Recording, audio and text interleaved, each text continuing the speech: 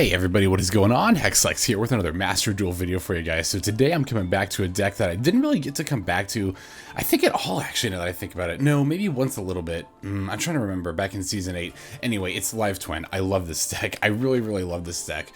This deck hits a lot of the same notes for me that Sky Striker kind of does, which I know quite a few of you in the comments have been asking if I'll come back to Sky Striker. I do plan on coming back to the deck. I just need to do a little bit more research on what current builds look like and how they tend to play their games out before I just dive right back into that. But Live Twin is a deck I'm a little bit more familiar with just because I've played it a little bit more recently. And I gotta say, I am, like I said, I'm just a huge fan of this deck.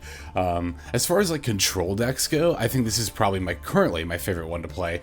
I just really like how, you know, between Ki-Sikil and Lil-La, right, you can always like bounce between them, and not only with the Trouble Sunny, but like with each other as well. You know, if your opponent tries to remove one, you can just bring back the other. There's a lot of shenanigans you can do with that regarding Droplet. This obviously was a key component of the deck before Trouble Sunny came out as a means of using either Ki-Sikil or Lil-La's effect during your opponent's turn. But now, of course, that we have Trouble Sunny, we can just use both effects during the opponent's turn with no problem whatsoever. So one of the cool things about this deck, especially post ban list here, is that with Crossout Designator at 1, this deck's whole disruption plan actually becomes a lot more effective because we're seeing a whole lot of disruption tools within this deck that cards like Call By kind of have a little bit of trouble hitting. Well, not a whole lot necessarily. It is mostly just the Imperm. A lot of the other stuff we're playing is like hand traps that I guess Call By can hit, but you know, kind of the main thing here is that with less Crossout Designators, there's less cards in general, you know, combo decks.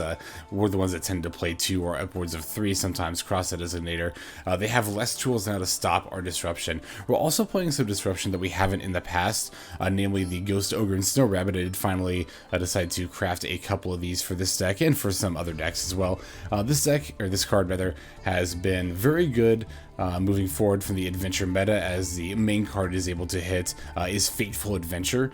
You know, of course, you can use the Ghost Ogre in response. That'll destroy the Fateful Adventure, and being a face-up, or rather a continuous spell or trap card, once that Fateful Adventure gets popped there by the Ghost Ogre, it will not resolve the effect. So that being said, Ghost Ogre is still useful against quite a few other things. I mean, namely any monster that's activating, right? Of course, it's always important to remember that it won't negate the monster effect, but it will destroy it. So that's pretty handy in terms of just like disrupting your opponent's combos. Well, actually, I think if I recall correctly, see at least one game where Ghost Ogre is able to do this, right? Where again, we're not necessarily like negating a monster outright, or rather, of course, we're not negating a monster outright, but even though we're not doing that, we're still able to disrupt a combo play as a result. It is something, again, to be mindful of, though.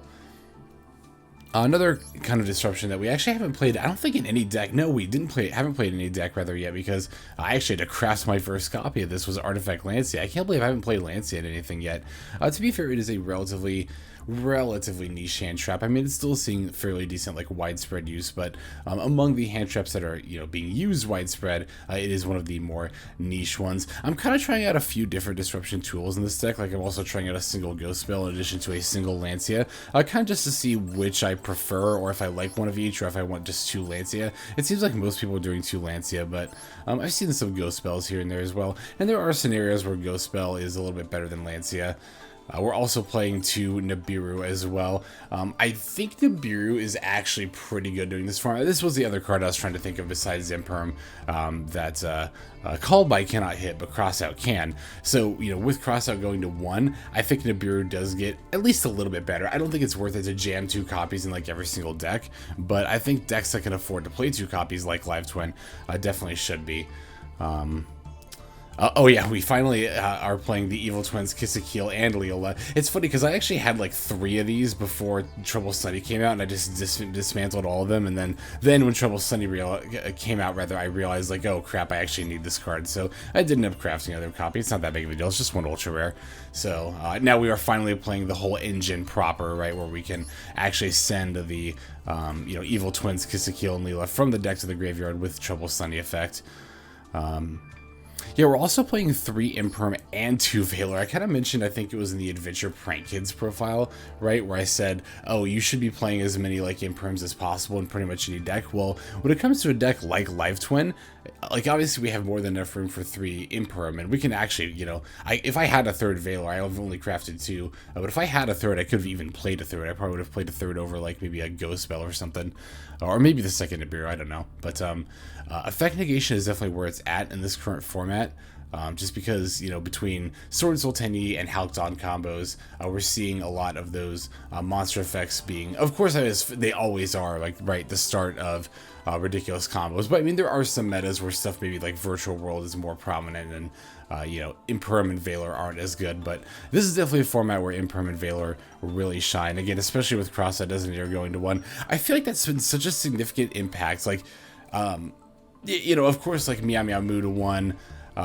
You know, impacted pranks and in turn impacted the meta. Like, were a bunch of hits like that, sure, but I guess what I mean is that, like, Crossout Designator to 1 didn't just, like, shape every deck that played Crossout Designator. It really did shape the whole meta.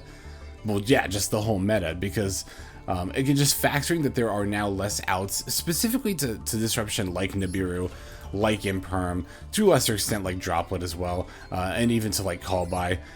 Just that fact alone makes those disruptions kind of more powerful. And then, I don't know, it's that constant how all these different factors are all, you know, going into each other all at once to bring, I don't know, just the meta that we have. It's just, I don't know, it's fascinating. I've always thought it was fascinating just to observe. That's why I like doing the meta analysis so much. But let's see, extra deck. Oh yeah, the other thing, there was one other thing I wanted to mention, is that we did take out the Scythe Lock. I ultimately decided that, like, yeah, it's a cute thing that this deck can do, but it doesn't really, I don't know, it's not really, like, that great. It's a little bit win more because you do need, like, additional combo pieces in order to do it on turn 1, like the Live Twin Home, or, like, you know, either the Frost or the Tree, something like that. And I mean, it's not like Disruption in the form of, like, extra deck lock is not powerful. Again, I think it's just, like, it's a little gimmicky for this deck. It doesn't do it as seamlessly as, like, Adventure Phantom Knights or something does. So alright, now I think that's all, like, the major changes from the previous iteration, and just a general overview of the build as well. If you've never seen the deck in action in general, it's pretty simple, right? We're just summoning either Ki-Sikil or Lil-La, and then from there we're going up into the, you know, Link versions of them. I'll have a game, I think, at the first one I'll show, where we kind of do, like, a fairly standard turn 1, so just in case you're not familiar with how the deck operates, we can show, like, a good baseline of, like, this is what this deck is supposed to do. So yeah, now that we've talked about the deck itself, let's go ahead and break it down, the list card by card, so that we all know what we're all playing here. And yeah, we'll just go from there. So we are playing 2 Effect Veiler, 3 Maxx, 3 Live Twin Ki-Sikil, 3 Live Twin Lil-La, 1 Live Twin Lil-La Treat, 1 Live Twin Ki-Sikil Frost, 2 Ghost Ogre and Snow Rabbit, 3 Ash Blossom and Joyous Spring, 1 Ghost Belle and Haunted Mansion, 1 Artifact Lancea, 1 Evil Twins Ki-Sikil and Lil-La, 2 Nibiru the Primal Being, 1 Harpie's Feathered Esther, 3 Secret Password, 3 Live Twin Sunny Snitch, 2 Call by the Grave, 1 Crossout Designator, 3 Forbidden Droplet, 1 Live Twin Home, and then 3 Infinite Impermanence. The extra deck is going to have 1 Sky Cavalry Centaurea, 1 Downerd Magician, 1 Divine Arsenal AA-ZEUS Sky Thunder, 1 Linguriboh, 3 Evil Twin Ki-Sikil, 2 Evil Twin Lil-La, 1 Knightmare Unicorn, 1 Unchained Abomination, 3 Evil Twins Trouble Sunny, and then finally 1 Underworld Goddess of the Closed World. So yeah, that's going to round out the deck list there. Now let's go ahead and take a look at some games. Alright, first duel here is going to be against Sword Soul Tenyi, so definitely looking to see how this matchup fares. This is definitely going to be one of the more, I still think it's going to be one of the more prominent matchups. Even if Sword Soul Tenyi doesn't end up being, like, the top tier 1 deck, I think it's still going to be definitely a tier 1 deck, and if not that, like, the top of tier 2 for sure, I think, again. So opponent's going to lead with the Vishuda here into the Monk, so it's a little bit scary, but I mean, we do have the Ghost Ogre and Ash, so as well as the Droplet. I'm not, like, super concerned about this turn, even though I don't have any disruption I can use, like, up front off the bat. So but yeah, when they actually activate their Taya effect, I think this is a really good opportunity to drop the Ghost Ogre. This is what I kind of mean by Ghost Ogre being good disruption, not just against, like, stuff like Fateful Adventure, but against monsters too, because now that we've destroyed Taya, we've left our opponent with a Sword Soul token and the Monk of the Tenyi. So yeah, like, yeah, if they have other 10-unit monsters like in their hand, they can use their effects, but unless they have like a Shathana in order to utilize with this Sword Soul token, they're really not going to be able to do too much here, because of course the Sword Soul token, while it's in play, locks the opponent into synchro summoning. So that's just one of many examples in which Ghost Ogre can be used to disrupt plays. Even though, again, it's not negating effects, it's destroying cards. It's still fine, more than fine. So we've got the Trouble Sunny here, or rather the Sunny Snitch. Opponent's got an Ash Blossom for us, but we do have a Crossout Designator, the Crossout Designator now, so we're able to counter it there. We do have to be mindful of the fact that our opponent could still have a Maxx C, and we're not going to be able to use our Ash Blossom against that Maxx C, but they've only got 2 cards in hand, so it's not that likely, and either way, we have the Maxx C and the Ash for the opponent's next turn, so I'm not like super duper concerned here.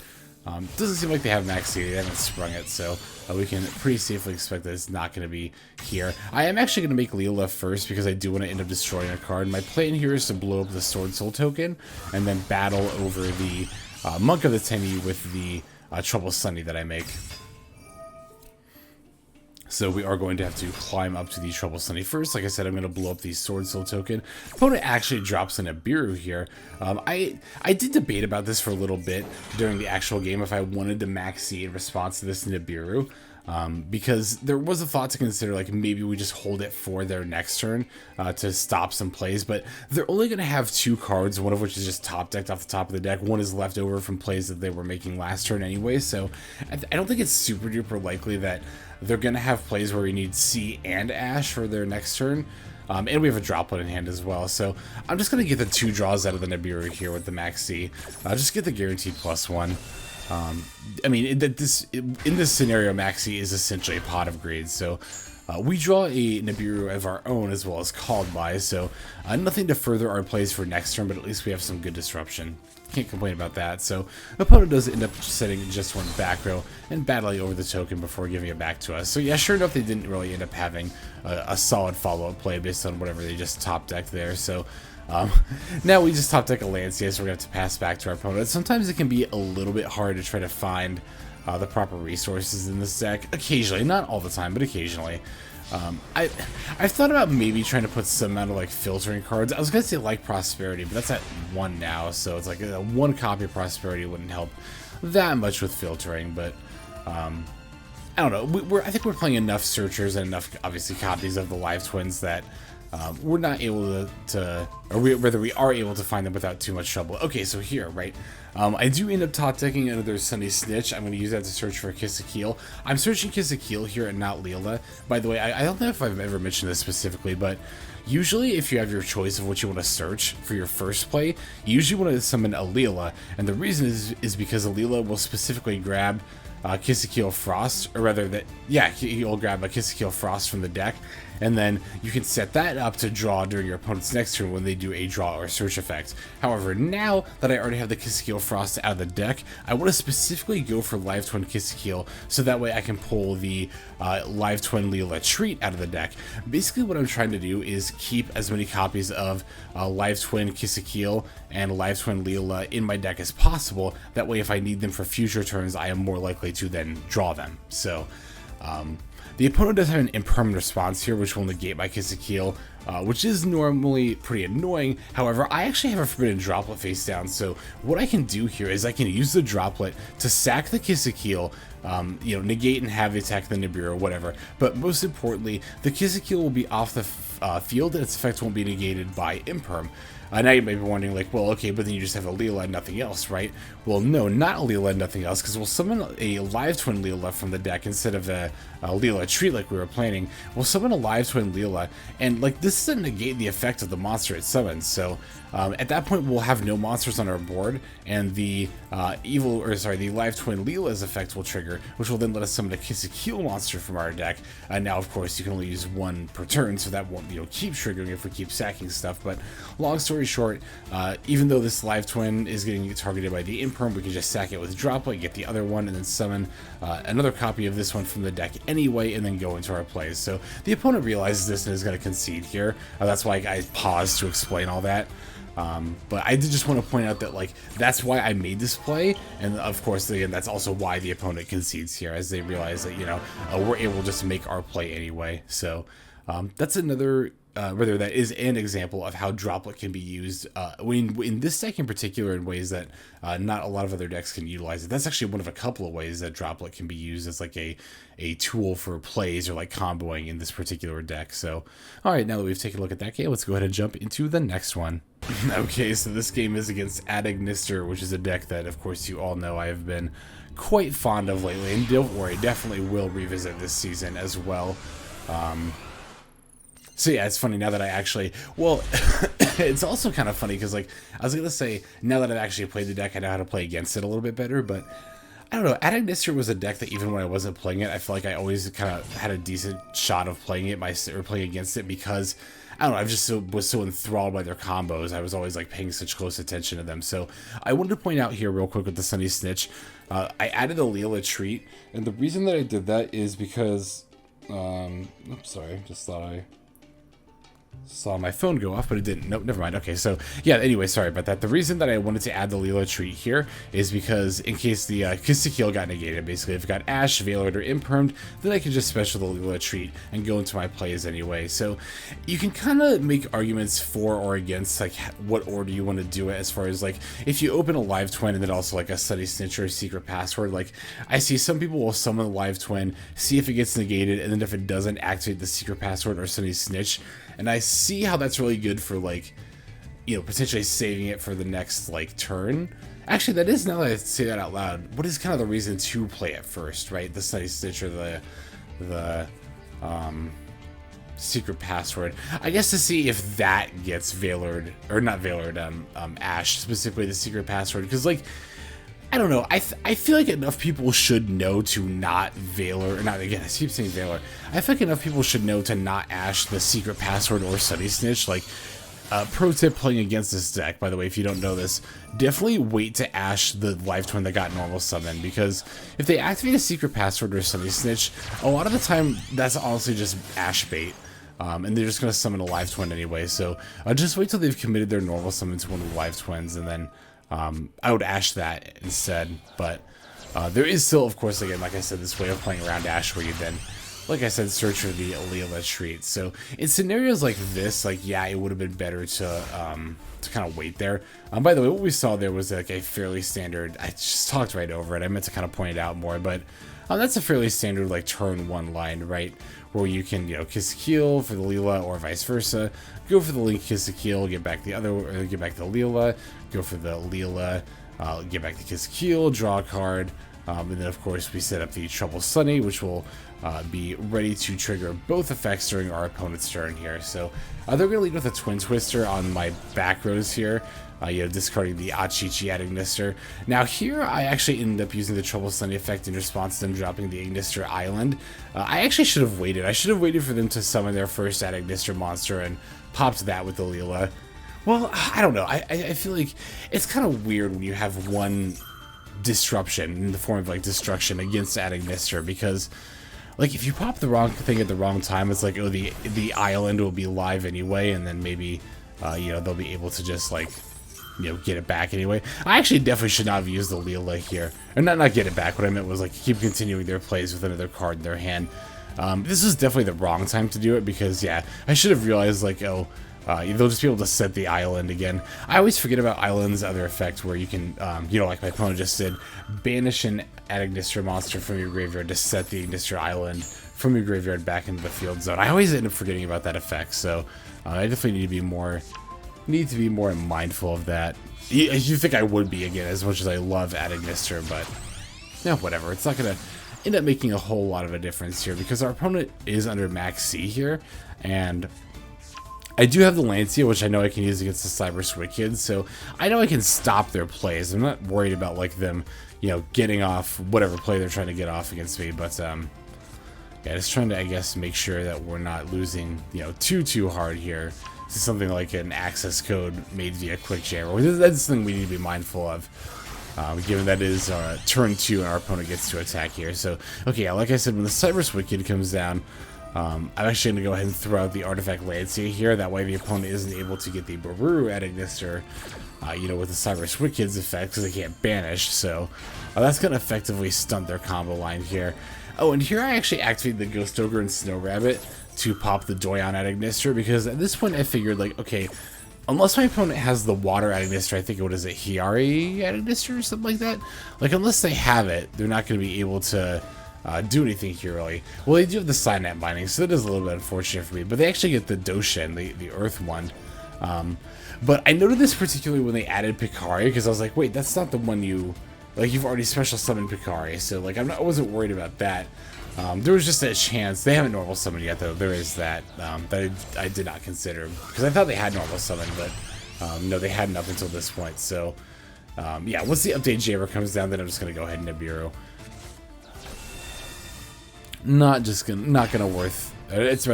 worth risking a chance just to see. I just want to take care of it before I get killed, basically. So, yeah, they do have a few other plays here with the Nibiru token, sending it off for Link Spider, summoning it with the Gachiri at Ignister, or they're summoning a Splash Mage with the Gachiri at Ignister. No doubt still trying to go for the access code there, but I'm going to veil over the Splash Mage. Definitely don't want that to happen. Definitely not trying to get, well, killed. Yeah, this turn. Actually, I don't know. The update jammer, I don't think that has any requirements as far as, like, having to be on the field, right? Yeah, it's just what it said as link material. So yeah, if I wasn't careful there, my opponent would have used a Splash Mage to bring back the update jammer, sent them for the access code, would have gone to 4,300 and been able to battle for lethal there, so...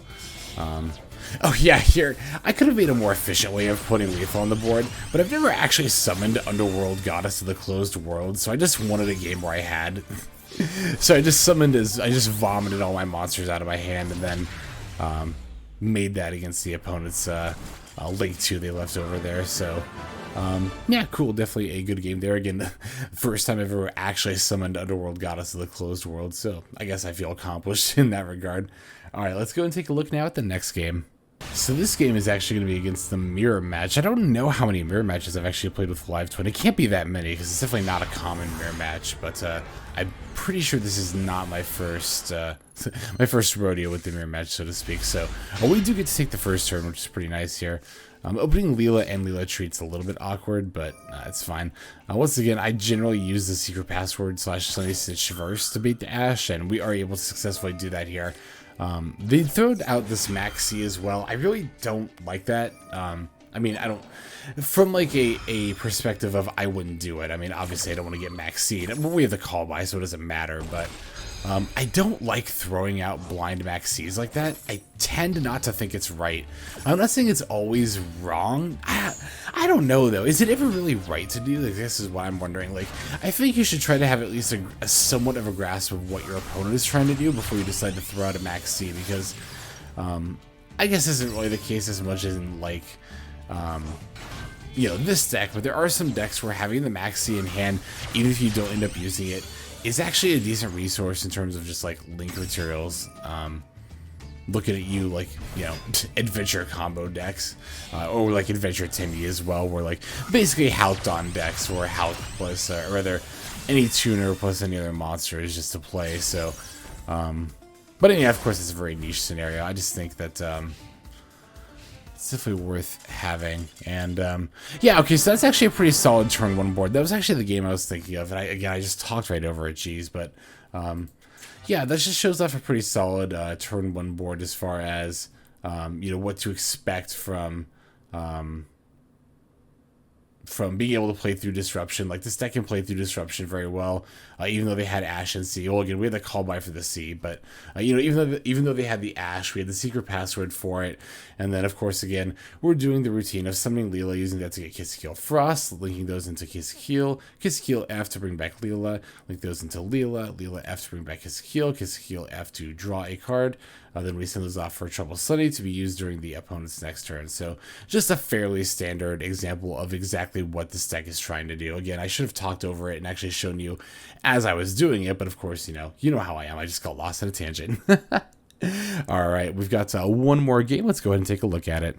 Okay, this last game here is going to be against the DDDs. From what I remember, they didn't actually end up pulling off any insane combos. I think it kind of seemed like they bricked from what I remember in this game, so I was a little disappointed. I was kind of wanting to see what all DDDs were capable of, especially because we opened Droplet and Imperm here, so it's like, Of course, this is me not playing against the deck. I'm like, what's the worst they could do? But just don't have any idea what that is, to be honest. So here I'm going to use the secret password.